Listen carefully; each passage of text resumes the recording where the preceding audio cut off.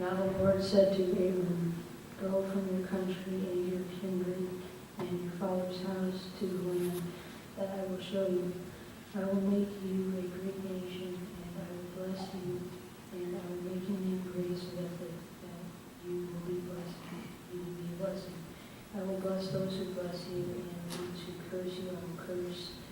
And then all the families of the earth shall be blessed. So Abram went as the Lord had told him, and Lot went with him.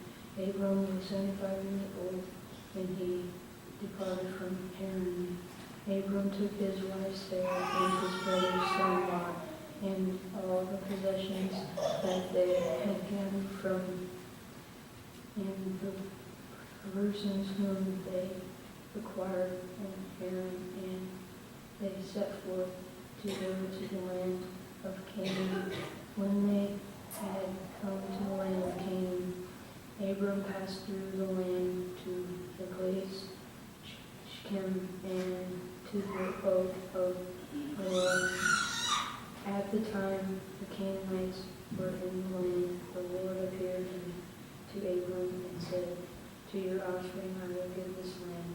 So he built there an altar to the Lord who had appeared to him. From here he moved to the hill country on the east of Bethel and pitched his tent with Bethel on the west and Ai on the east. And he built an altar to the Lord and evoked his name to the Lord, and Abram journeyed on by stages toward Egypt.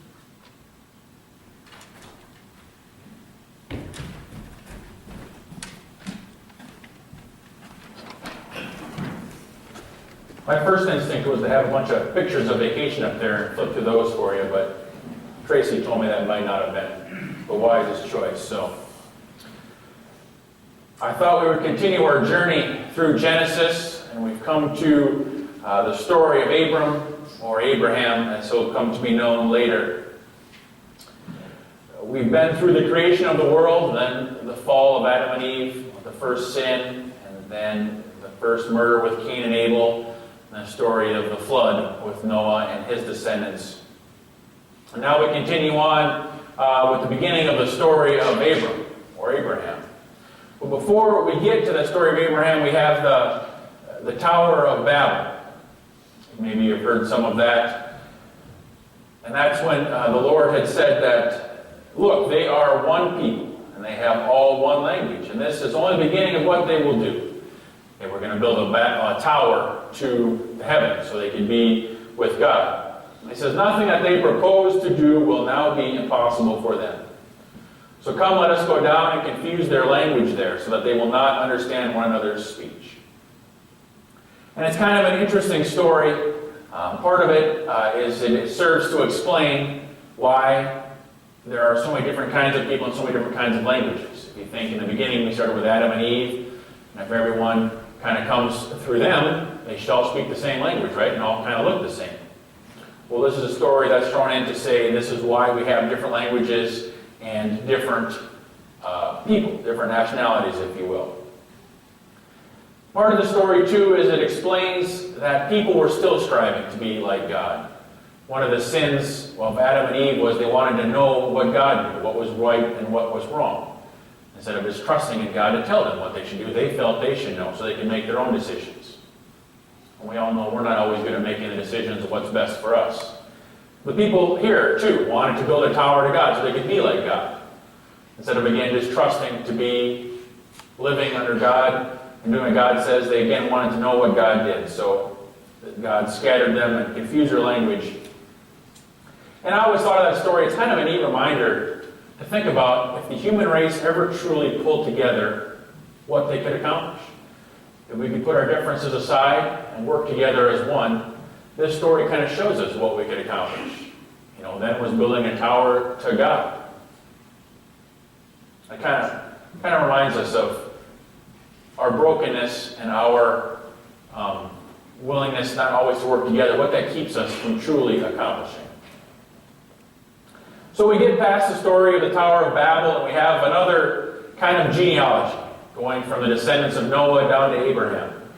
And the first couple chapters, it's not very specific. It just says some names. And the last one, from one of Noah's sons, Shem, is more specific, because it goes from Shem to Abraham. And again, you have to remember the genealogies aren't worried about being exactly precise with years and what it says, but it again just kind of shows us the lineage of how we get from Noah to Abraham. But this genealogy is kind of neat, because if you remember, after the fall, Adam and Eve were kicked out of the garden, and God said that he was going to limit the number of years people lived to 120. And that was in chapter 6 of Genesis, so that's a few chapters before we get to this genealogy in chapter 10, and then the Abraham story in chapter 12. But the genealogy is cool because Noah is said to have lived 950 years. He lived 350 years after the flood.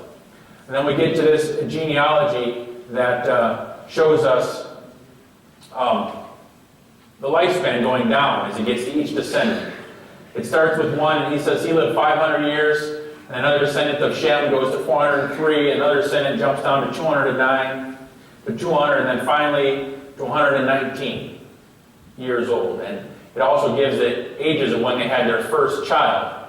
And it goes down from 70 some and goes all the way down to 30. So it kind of shows us that the lifespan is shrinking, just like God said it would. And Abraham lives himself until 175 years old. But, I'm ahead of myself with the slide, but it's kind of interesting that it does show us that what God said is starting to come true. People aren't living as long. Another interesting little tidbit about Abraham is that 3 major religions claim him as a father of their religion. Would the Jewish religion claim him as a father? Because, of course, he was the beginning of the Jewish people through Isaac and through Jacob and then through Joseph and all the way down eventually to Jesus. So Christianity claims him also as a father of their religion because he, of course, is in the line of descendants from Jesus on up. But also Islam claims Abraham as a father of their religion too. But they believe more that their line came through his son Ishmael and not than his son Isaac.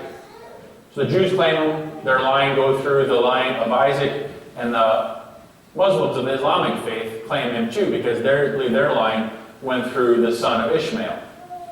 And they claim him, I believe, as one of the prophets kind of is in the line of Muhammad a little bit. So I thought that was kind of interesting that 3 major religions claim Abraham as one of the fathers of their faith.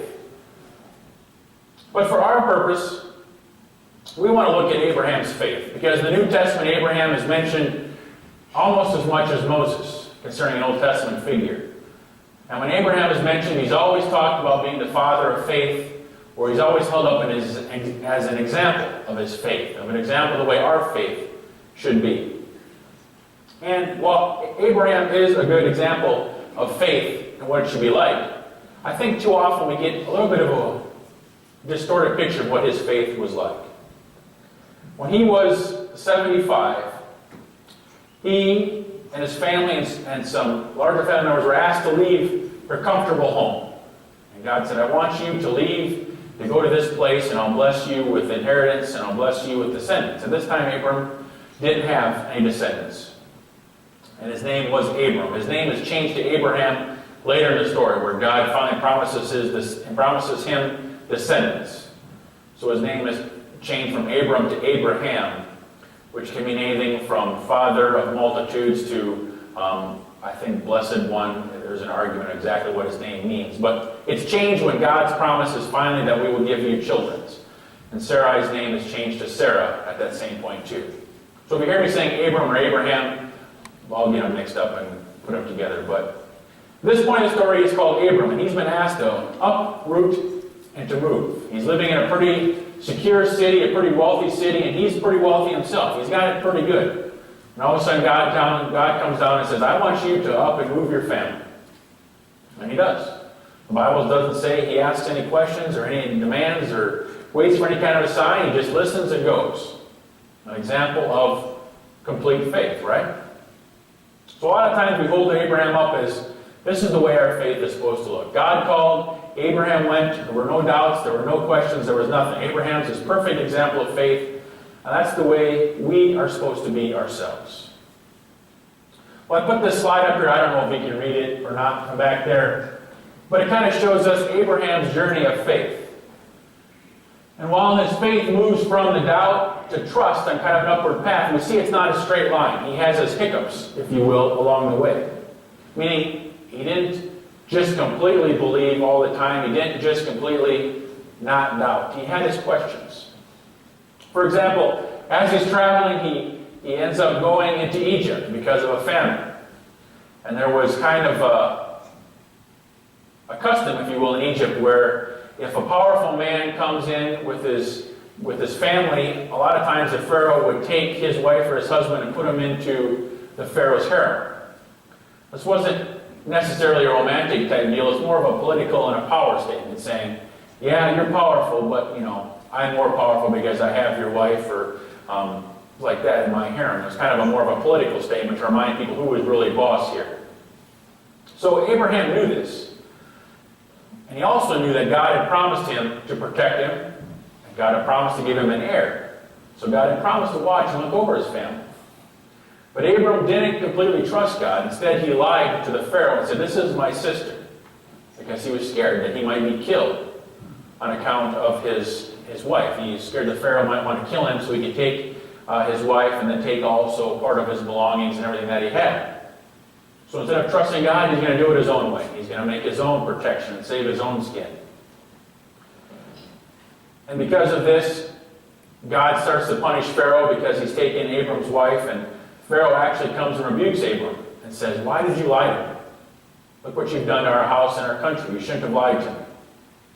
And Abram, of course, is reminded and repents of that. But he didn't completely trust God. He wanted to make his own way. He wanted to make it safe for himself and doing it the best way he could. And he does it again later in the story. He meets another king. The same thing happens. And he says, this is my sister, not my wife. Again, he doesn't trust God. Where years before, the same exact thing happens, he doesn't learn from his mistakes. So Abraham wasn't perfect. He too struggled at times. In fact, he'll make a bigger mistake with his wife Sarah when they weren't happy with how fast things got to move with his promise of an heir, and they decide to have a baby through a midwife. That's where we have Ishmael. They don't want to wait for God. And we'll talk about that next week some more. They want to do it on their own. But again, he doesn't completely trust God's plan. He wants it done more quickly. So Abraham is quite often lifted up as an example of how our faith should be. But I think too often we equate our faith with Abraham as something that's just always believing and always getting stronger and never going up and down. Or in fact, Abraham's faith was going up and down all the time. So what am I saying?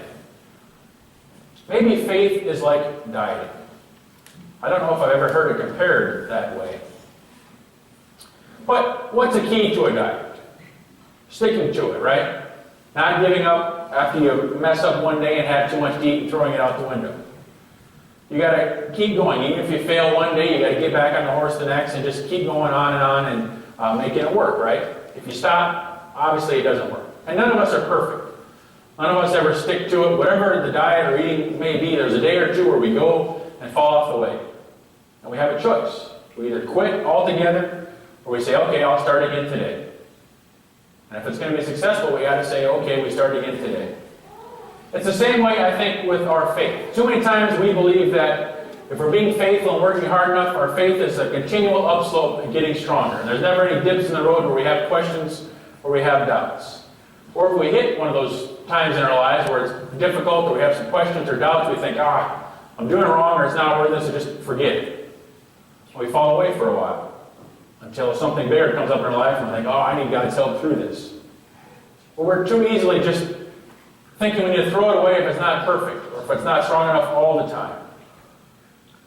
We compare it to other people. We compare it to figures in the Bible such as Abraham, thinking that's what my faith should look like. But that's not the way it works. Each one of our faith journeys is our own. No two persons is going to look exactly the same. Some people may have an incredible story when they first came to believe.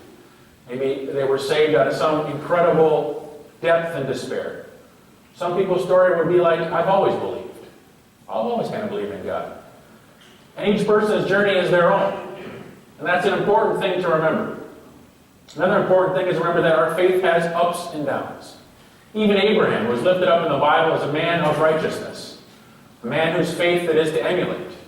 His faith went up and down. He had doubts. He had trouble. He did things his own way sometimes instead of waiting and listening to God. But he didn't give up. He didn't quit. I think that's the lesson that we can learn from Abram's story too, is that our faith is something that we build on and continues to grow. It doesn't always grow in a straight upward path. A lot of times it goes up and down, and that's the way it does grow and strengthen. The only way to strengthen something is to challenge it, to work at it, to have it tested. And it's okay if the testing causes some doubts or some questions. The point is you just don't give up and throw it away. So let's look at the father of our faith, Abraham.